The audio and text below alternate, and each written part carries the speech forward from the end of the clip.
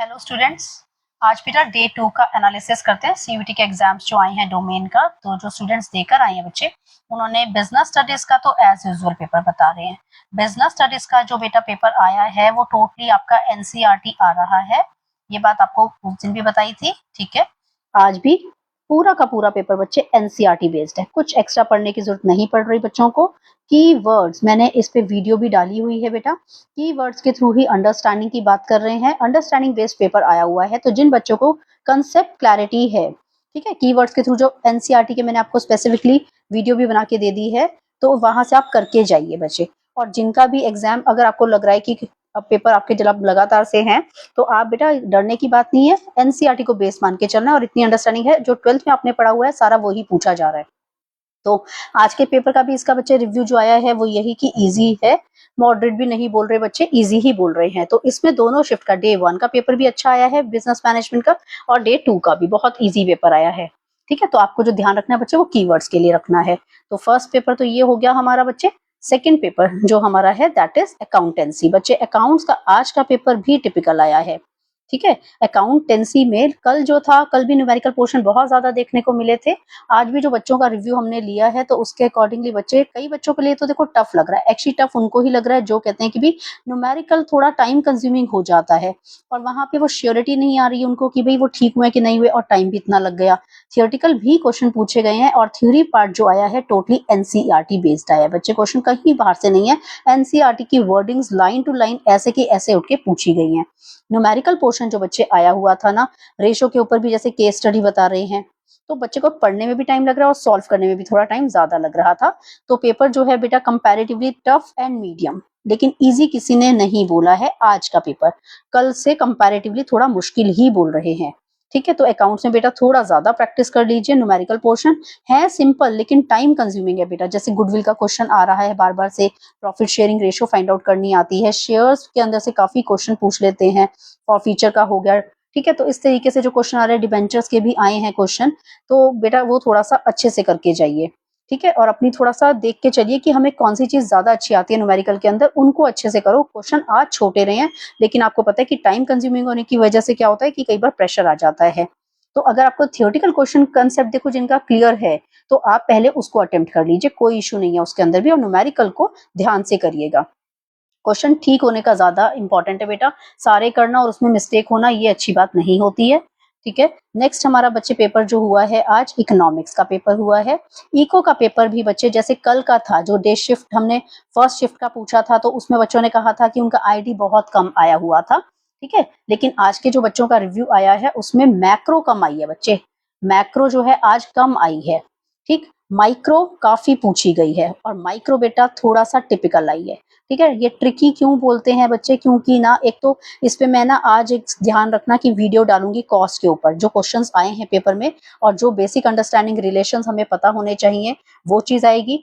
PPC पे भी question आया हुआ था माइक्रो के अंदर, ठीक है। आईसी पे बच्चे क्वेश्चन आया हुआ है, इसकी वीडियो मैंने डाली हुई है, बहुत ध्यान से देख लीजिए। बजट सेट क्या होता है, बजट लाइन क्या होती है, आईसी उसको कहाँ टच करेगा, टेंजेंशियल होगा, इस तरह के जो क्वेश्चन होते हैं ना, इस तरीके से आपको आने चाहिए बेटा। कॉस्ट का तो मैं डिटेल आपको बता दूंगी, क्योंकि कॉस्ट पे मतलब 3-4 क्वेश्चन आए हुए हैं पेपर के अंदर, और सप्लाई से रिलेटेड भी क्वेश्चन आया हुआ है। तो आज डिमांड के नहीं आए क्वेश्चन, सप्लाई पे ज्यादा बच्चों ने दिया है जो रिस्पॉन्स दिया। तो माइक्रो बेटा ट्रिकी आ रही है, और माइक्रो थोड़ी ज्यादा आई है as compare to your macro. Macro आज के पेपर में कम मिली है बच्चों को। और आईडी बेटा जो कल के पेपर में सिर्फ बच्चे बोल रहे थे कि 1-2 क्वेश्चन आए हैं, तो आज के पेपर में उन्होंने 4 to 5 क्वेश्चन से भी ज्यादा बता रहे हैं। तो कईयों के में 4 to 5 बोला है, किसी ने 7 to 8 भी बोला है बेटा। तो ये ना आया हुआ है आईडी। तो अब आप आईडी के ऊपर स्ट्रेस करेंगे, क्योंकि इसका मतलब ये हो रहा है कि शिफ्ट टू शिफ्ट वेरी कर रही हैं ये चीजें। कल मैक्रो ज्यादा थी, माइक्रो भी थी, लेकिन आईडी बहुत कम थी। कल 1-2 क्वेश्चन आईडी के आए हुए थे, लेकिन आज आईडी के क्वेश्चन बेटा ज्यादा मिले हैं, तो ध्यान रखना है। और आईडी टोटली हमारी आई एनसीईआरटी से ही है बच्चे। इसमें इंडिया पाकिस्तान वाला आप लोग पढ़ते हैं ना, कंपैरिजन चाइना इंडिया पाकिस्तान का, वो क्वेश्चन आया हुआ था। बच्चों ने बताया कि एलपीजी के ऊपर, वो तो कल भी क्वेश्चन आया था, आज भी आया है। आउटसोर्सिंग से रिलेटेड क्वेश्चन भी आया हुआ है आज के शिफ्ट में, ठीक है। आउटसोर्सिंग से रिलेटेड क्वेश्चन भी उन्होंने बताया। और बेटा सीक्वेंस बेस्ड क्वेश्चन भी आ रहे हैं, जिसमें आपको सीक्वेंस बताना होता है कि कौन सा रिफॉर्म पहले आया, कौन सा बाद में आया। तो इस तरीके के क्वेश्चन भी उन्होंने पूछे हैं। तो बेटा जिसमें आपकी स्पेशलाइजेशन है, अगर आप क्रैमिंग वाले स्टूडेंट हो तो आईडी को थोड़ा सा कर लो।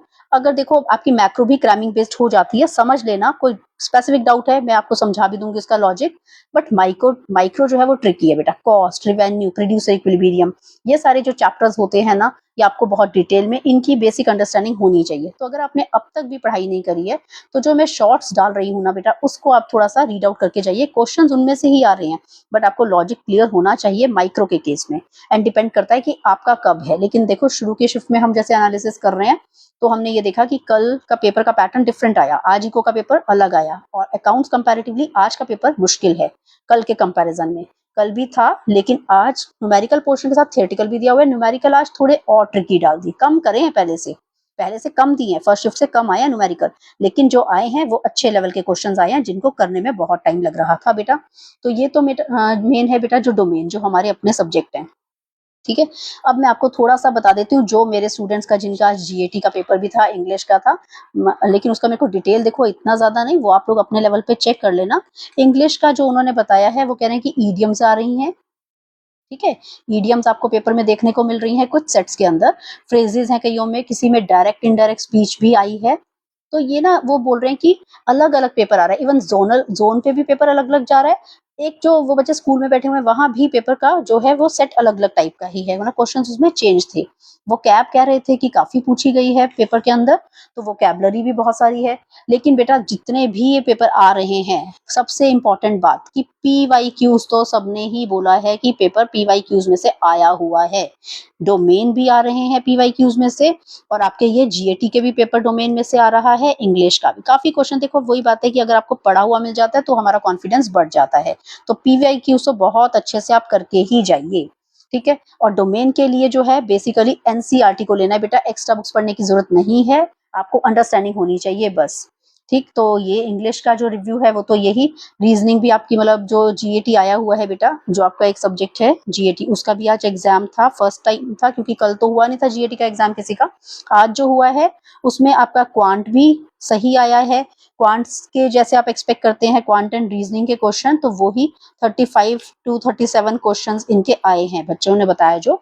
और जैसे आपका होता है बेटा जीए के वो होता है आपका, उसके अंदर भी जनरल अवेयरनेस के अंदर स्टैटिक होता है, तो वो क्वेश्चन ज्यादा आए हैं, जबकि करंट अफेयर्स नहीं पूछे गए उस लेवल पे। जितना हम सोचते हैं कि करंट पूछा जाएगा, वो चीज नहीं आई बेटा। क्वांट के जो क्वेश्चंस हैं बच्चे, जैसे कि आप लगा लीजिए जो हमारा कॉमर्स का पार्ट है, उसमें से हमारा स्टैटिस्टिक वाले जो क्वेश्चन है, उसमें एक मीडियन का क्वेश्चन पूछा गया था, जिसमें हम लॉन्ग फॉर्मूला लगाते हैं, वो वाला क्वेश्चन। ठीक है, जिसमें l+n/2 अथाइटम माइनस में CF होता है, अपॉन में हमारा F होता है, इनटू में I हम कर देते हैं। तो ये वाला क्वेश्चन जो था ये भी आया हुआ है। उसके अलावा बेटा जैसे आपके पास प्रोबेबिलिटी का भी क्वेश्चन आ रहा है, प्रोबेबिलिटी का भी बच्चों ने बोला कि क्वेश्चन आया है। और आपके पास जैसे अप्लाइड मैथ्स का मुझे पता है, कॉमर्स वाले स्टूडेंट्स जो होते हैं, तो उनका क्या रहता है, टाइम एंड वर्क से रिलेटेड उनके क्वेश्चन की, इतने बंदे थे तो इतना काम हो रहा था, एक दो बंदों ने काम छोड़ा तो कितने दिनों में काम होगा, इस पे क्वेश्चन आए हुए हैं, और इस पे 2 से 3 क्वेश्चन आए हुए हैं। तो ये वाले क्वेश्चन 2-3 आपको एक ही सेट के अंदर मिल गए हैं। ठीक है, और उसके अलावा बच्चे कंपाउंडेड इंटरेस्ट के ऊपर भी क्वेश्चन आया है, कंपाउंड इंटरेस्ट आप लोग निकालते हैं, उन पे क्वेश्चन पूछे गए हैं। ठीक है, तो जितना मुझे रिव्यू मिला है तो मैं उसके अकॉर्डिंगली आपको बता रही हूँ। और बेटा रेशो भी आपकी आई हुई है, रेशो परसेंटेज जो आप निकालते हैं, वो वाले क्वेश्चंस भी इसमें काफी आए हैं। तो ऐसा नहीं है कि बिल्कुल आउटडेट, मतलब कि आपका एक्सपेक्टेशन से अलग आया, ऐसा नहीं है। ठीक है, तो वो भी चीज आई हुई है बच्चे। टाइम स्पीड के क्वेश्चन हैं, स्पीड का भी क्वेश्चन आया हुआ है, डिस्टेंस और स्पीड जो आप निकालते हैं वो भी क्वेश्चन आया है। ठीक है, रीजनिंग जो आप लोग करते हैं बेटा, जो रीजनिंग का पेपर आया है उसके अंदर क्वेश्चंस जो आए हैं वो आपके आए हैं नॉन वर्बल ज्यादा। ठीक है, उसमें क्लॉक वाला क्वेश्चन भी आया हुआ है, एक क्वेश्चन क्लॉक का आपको मिल जाएगा। कैलेंडर के भी क्वेश्चन स्टूडेंट्स बोल रहे थे, और मैंने इसके बेटा शॉर्ट वीडियो में ना आपको वो दिखा भी रखा है, मतलब आपके पास वो पिक है, तो आप वहां से सारे एटलीस्ट फॉर्मूले भी पढ़ जाइए तो आपको पता चल जाएगा। और कईयों की तो मैंने शॉर्ट वीडियो भी डाली हुई है, जिसकी ट्रिक्स भी आपको मेंशन हुई हुई है। डायरेक्शन का क्वेश्चन आया हुआ है बेटा, उसके अंदर कोडिंग डिकोडिंग का भी आया हुआ है, जिसमें आप करते हैं तो कोडिंग डिकोडिंग का भी एक क्वेश्चन मिल जाएगा। बेटा देखो एक एक क्वेश्चन से ही हमारी ना मेरिट लिस्टिंग में नाम ऊपर हो जाता है, तो बहुत मायने रखता है। अगर आपके क्वेश्चंस जो हमें पता है कि आने ही आने, कम से कम अगर टाइम कम है, आपकी प्रिपरेशन अभी भी नहीं हुई है, तो एटलीस्ट आप लोग ये इतना करके ही जाइए। ठीक है, एक क्वेश्चन बच्चे सीटिंग अरेंजमेंट पे भी आया हुआ था, ब्लड रिलेशन पे आया था, सीटिंग अरेंजमेंट उसके ऊपर भी क्वेश्चन आया हुआ था। ठीक है, कि अगर ये बंदा यहाँ बैठा है उसके राइट पे लेफ्ट पे कौन बैठेगा, तो वो चीज है। और बेटा जीके के अंदर जो है ना, जीके के अंदर ज्यादा मतलब कि स्टैटिक पार्ट जो है ना वो पूछा जा रहा है जीके में। ठीक है। और जो आपका करंट है ना वो नहीं पूछा गया। जैसे करंट अफेयर्स हम सोचते हैं कि लेटेस्ट पढ़ के जाएंगे भाई, या 25 के, तो नहीं, 2024 वाले भी आए हुए हैं। आप पीवाईक्यूज के बिना क्वेश्चन बेटा करके जाइए, ठीक है। पीवाईक्यूज बहुत इंपॉर्टेंट है और उसकी की तरह का ही पेपर आया हुआ है, ठीक है।